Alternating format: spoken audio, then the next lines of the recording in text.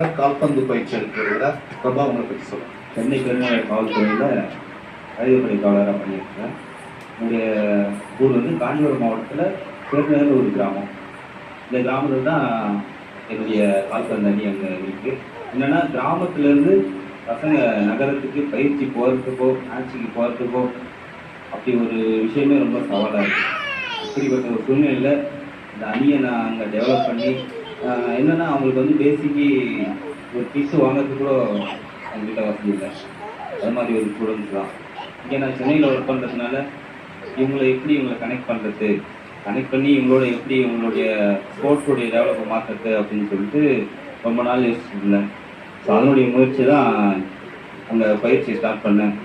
இந்த ஸ்டூடெண்ட்ஸ் எல்லாமே இன்றைக்கி ஒரு நல்ல ஒரு ஸ்போர்ட்ஸ் மேனாக மாறி இருக்காங்க. ஐஎஸ்எல் அது மாதிரி பெரிய பெரிய டீமோட ஜூனியர்ஸ் டீமில் விளாட்றாங்க. நிறைய டீம்ஸில்